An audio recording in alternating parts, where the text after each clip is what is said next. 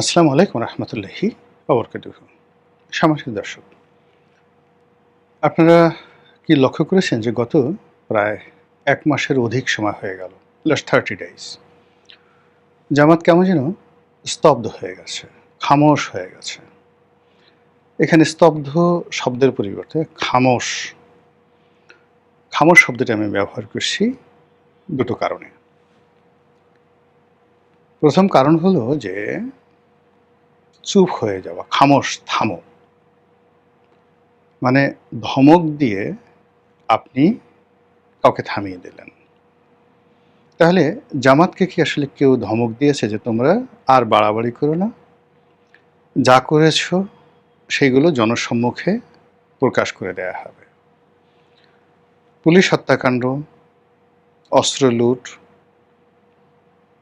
এবং July August বিপ্লবের সময় যে সকল হত্যাকাণ্ড ঘটেছে, অমীমাংসিত হত্যাকাণ্ড, তার সঙ্গে সঙ্গে যে সকল অর্থনৈতিক কেলেঙ্কারি ঘটেছে, চাঁদাবাজি ঘটেছে, বিভিন্ন প্রতিষ্ঠান থেকে যে সকল টাকা গ্রহণ করা হয়েছে, সেগুলো এখন সরকারি গোয়েন্দাদের হাতে চলে গেছে।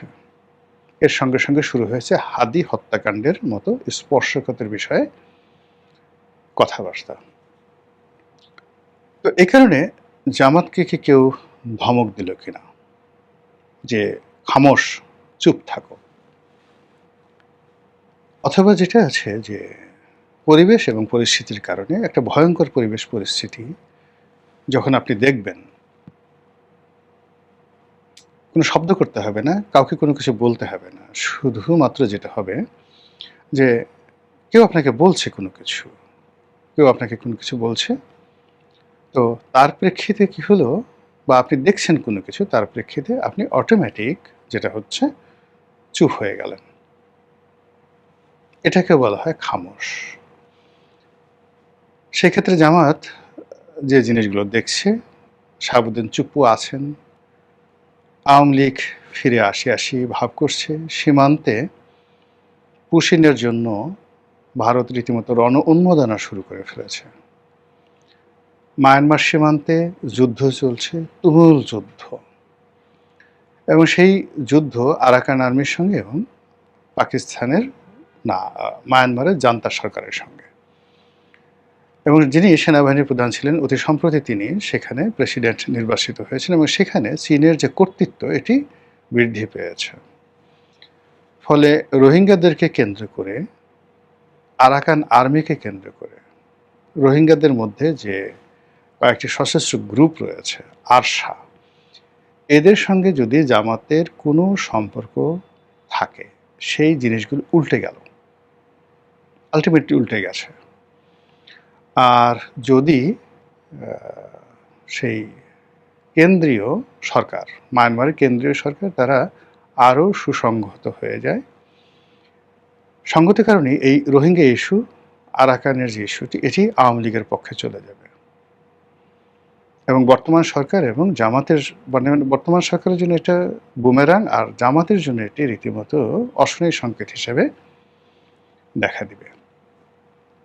কাজেই পরিস্থিতি মূল্যায়নের জন্য বুদ্ধিমানের কাজ হলো চুপ থাকা, দেখি কি হয়, ভারত আসলে শেষ পর্যন্ত কি করে। এর মধ্যে আওয়ামী লীগ মিছিল করছে, ছাত্রলীগ মিছিল করছে, অনেক জায়গাতে অফিস চালু করেছে, তারা ঘোরাফেরা করছে, শেখ হাসিনা আসতে চাচ্ছে, নেতাকর্মীরা দলে দলে এসে আইনের কাছে আত্মসমর্পণ করে জেলে ঢুকতে চাচ্ছে, বড় বড় নেতারা, মন্ত্রী, এমপিরা।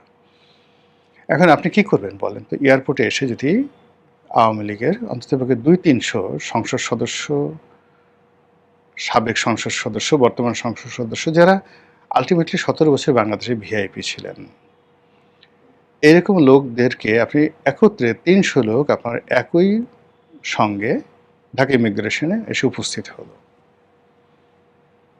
এখন আপনি কি সেখান থেকে তাদের উপর মব করবেন, নাকি তাদেরকে গ্রেপ্তার করতে হবে বিমানবন্দর থেকে, নাকি তাদেরকে ছেড়ে দেবেন? যেহেতু মামলা আছে, তারা এসে ইমিগ্রেশন পুলিশের কাছে আত্মসমর্পণ করলেন।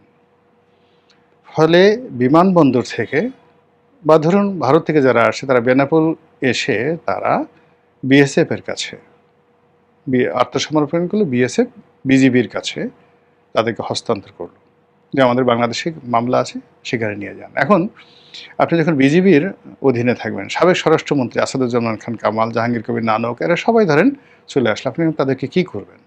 ক্রস ফায়ারে দিবেন, নাকি তাদেরকে জেলখানাতে ঢুকাবেন? 3 দিন 4 দিন 5 দিন সেখানে জেলখানায় থেকে তারা গান গাবে, পরিকল্পনা করবে, শরীর চর্চা করবে, বিদ্যা বুদ্ধি করবে, এবং জেলখানাতে আপনি এখন বাংলাদেশের জেলের যে পরিস্থিতি, আপনার টাকা থাকলে জেলখানার ভিতরে আপনি সব কিছু করতে পারেন, এমনকি সেখানে আপনি মানে অনেক কিছু করতে পারেন, অসম্ভব কিছু করতে পারেন। এনিওয়ে, আওয়ামী লীগের লোকজন যদি দেশের মধ্যে জেলখানার মধ্যে থাকে, তাহলে নেতাকর্মী যারা আছে তারা দেখতে যাবেন, কথা বলবেন, এবং আজকে তারা যে নৈতিক অবস্থার মধ্যে পড়েছেন, অনৈতিক একটা প্রেশার তাদের উপর আছে, এই প্রেশারটা থাকবে না। তো এই জন্য জামাত পরিস্থিতির কারণে খামোশ হয়ে আছেন, দেখে কি হয়। থার্ডলি যেটা হতে পারে খামোশ, সেটি হলো যে আমাদের সঙ্গে প্রতারণা করা হয়েছে। আমরা খুব মাইন্ড করেছি, রাগ করেছি, অভিমান করেছি, অভিমান করে আমরা চুপ হয়ে আছি। আমরা শুধু সরকার একটা সময় দিতে চাচ্ছি যে আমাদের সঙ্গে যে সকল কথাবার্তা হয়েছে সেগুলো আপনারা বাস্তবায়ন করুন, ইসলামী ব্যাংক নিয়ে খেলাধুলা বন্ধ করুন, সংস্কার প্রস্তাব বাস্তবায়ন করুন, জাতীয় সরকার গঠন করুন, দ্বিকক্ষ বিশিষ্ট পার্লামেন্ট গঠন করুন, তারপর সংবিধান সংশোধন করুন, ডক্টর মোহাম্মদ ইউনূসকে রাষ্ট্রপতি পদে বসান, আর না হলে জামাতের আমির শফিকুর রহমানকে ডেপুটি প্রধানমন্ত্রী করেন। আমরা দেখতেছি, তারপরে আমরা সিদ্ধান্ত নেব।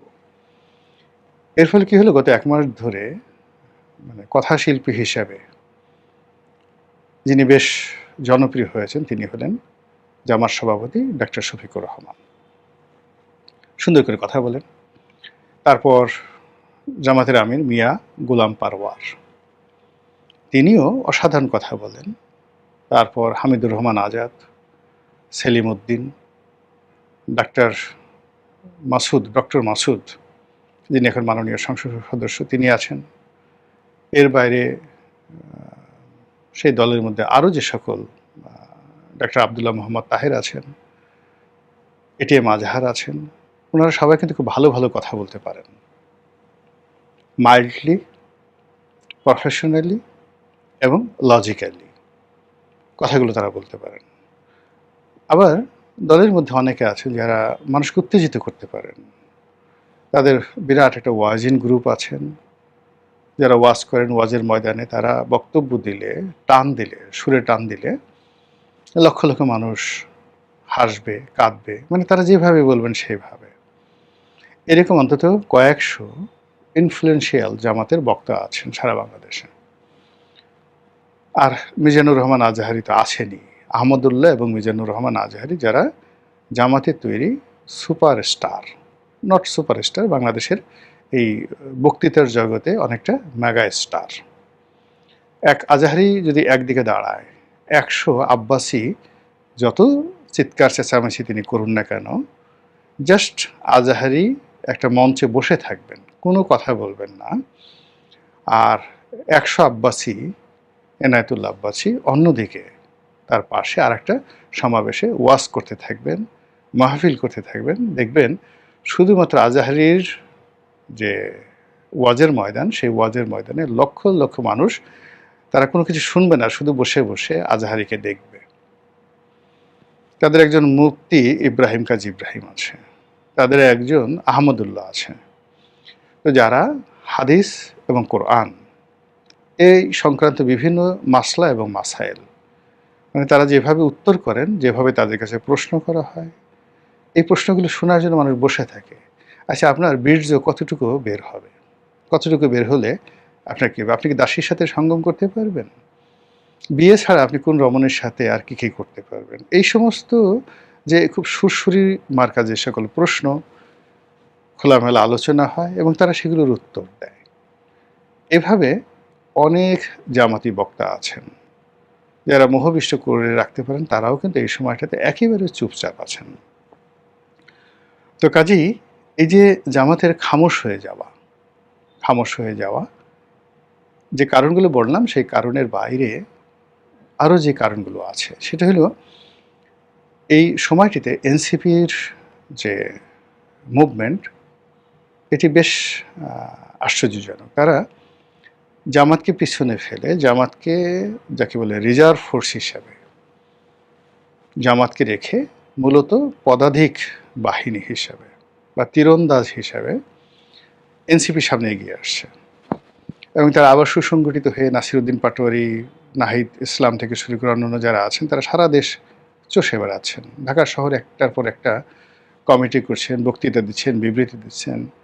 এখানে সার্জিস, হাসনাত আবদুল্লাহ, মাহফুজ, অন্যান্য যারা আছেন, সবাই যার যার আপন কর্মে তারা ব্যস্ত। নির্বাচনের আগে তারা যেভাবে একটা ইসলামিক ঐক্য তারা করার চেষ্টা করেছিলেন, সেটা ভেঙে গেছে। কিন্তু বর্তমান প্রেক্ষাপটে যে পরিবেশ এবং পরিস্থিতি তৈরি হয়েছে, তাতে ইসলামী যে সকল গ্রুপগুলো রয়েছে, তারা জামাতকে ছেড়ে দিয়ে কেউ সরকারের সঙ্গে যুক্ত হয়েছেন, এইরকম কোনো নজির আমরা দেখিনি। যেমন চরমনায়ের পীর সাহেব, তিনি মেজর পীর, যিনি বড় পীর একটু মাইল্ড, মেজর পীর বেশ গরম। তিনি তারেক রহমান সাহেবকে একেবারে চাঁদাবাজ, চাঁদা পড়ে পল্টনে, চাঁদা যায় লন্ডনে, মিলিটারি মাজা ভাঙ্গে দিছে পিটাইয়া, এমনি এমনি দিছে, অকাম কুকাম করছে, এই জন্য তো দিয়েছে। তো এই সকল কথাবার্তা বলার পরেও তারেক রহমান সাহেব তাকে একই মঞ্চে উঠিয়ে সম্মান দেখিয়েছেন, কিন্তু এতে কোনো লাভ হয়নি, কোনো লাভ হয়নি। বরং রাজনীতির ময়দানে তারা এই যে তারেক রহমান সাহেব তাদেরকে ডাকছেন, কাছাকাছি যখন দেখলেন, তখন মেজর পীর সাহেব বা জামাতে যারা নেতৃবৃন্দ, তারা বুঝে গেছেন যে আসলে তারেক রহমান সাহেবের আসলে কতটা ব্যক্তিত্ব রয়েছে, কতটা ওয়েট রয়েছে, এবং তিনি আসলে কিভাবে রাজনৈতিক দলগুলোকে হ্যান্ডেল করবেন, তার পার্সোনালিটি কোন পর্যায়ের, এই জিনিসগুলো কিন্তু বুঝে গেছে, আন্দাজ বুঝে গেছে। এবং সেই অনুযায়ী কিন্তু তারা সিদ্ধান্ত নিয়ে ফেলেছে যে তারা এই সরকারের সঙ্গে কোনো কমিউনিকেশন করবে না এবং তারা সরকার বিরোধী অবস্থানে থাকবে। অন্যদিকে মাঠের মধ্যে যে শব্দ, এই সরকার বেশি দিন টিকবে না, জনগণ বলছে, অহরহ জনগণ কিন্তু বলছে। আর এখন তো এই ইউটিউব সাংবাদিকতাটা এত বেশি শক্তিশালী, যেটা সংসদে হাসনাত আবদুল্লাহ থেকে শুরু করে প্রায় অনেক বক্তা এবং জয়নাল আবেদিন ফারুকের মতো প্রাজ্ঞ রাজনীতিবিদ, তারাও এদের যন্ত্রণায় অতিষ্ঠ যে ম্যাট্রিক পাস করেনি, কিন্তু একটা ইউটিউব চ্যানেল চালায়, হাতে একটা মাইক নিয়ে সাংবাদিক হয়ে গেছে। এদের যন্ত্রণায় মানুষ টিকতে পারছে না। তারা তাদের পার্সোনাল লাইফ নষ্ট করে দিচ্ছে, রাজনৈতিক জীবন নষ্ট করে দিচ্ছে, ইত্যাদি ইত্যাদি নানা রকম যে ঘটনাগুলো এখন ঘটছে, তার প্রেক্ষিতে সরকারের যে ধারাবাহিকতা, স্ট্যাবিলিটি, এটা নিয়ে স্থির হওয়া বা এটার উপর যাকে বলা হয় ইমানে ঠিক রাখা খুব কঠিন একটা বিষয়। এমনকি বিএনপির জন্য, বিএনপির যারা লোকজন, তারাও যে খুব আবেগে আছে বা আবেশে আছে, নট লাইক দ্যাট। সবার মধ্যে একটা চিন্তা কাজ করছে, মানে আতঙ্ক কাজ করছে। তো এই সব মিলিয়ে জামাত একটা পরিবর্তিত পরিস্থিতিতে নতুনভাবে তাদের তৎপরতা শুরু করার জন্য যদি আগের জমানার মতো গুপ্ত কাজ শুরু করে, গুপ্ত তৎপরতা শুরু করে, সেটা যেভাবেই হোক, দাওয়াতি কার্যক্রম হোক, রাজনৈতিক কার্যক্রম হোক, লড়াই সংগ্রাম হোক, এমনকি জামাতের যারা লোকজন, এনসিপির যারা লোকজন, যেটা আওয়ামী লীগের বিরুদ্ধে সশস্ত্র যুদ্ধ করার যে প্রস্তুতি তাদের ছিল, সেটা থেকে যে তারা বের হয়ে আসে, তারা যে অস্ত্র সমর্পণ করেছে, এরকম ঘটনা তো ঘটেনি। কাজেই তাদের যে খামোশ হয়ে যাওয়া, এই খামোশ হয়ে যাওয়াটা অত্যন্ত গুরুত্বপূর্ণ এই মুহূর্তে রাজনীতির ময়দানে। মহান আল্লাহ আমাদের সবাইকে হেদায়েত দান করুন এবং হেফাজত করুন।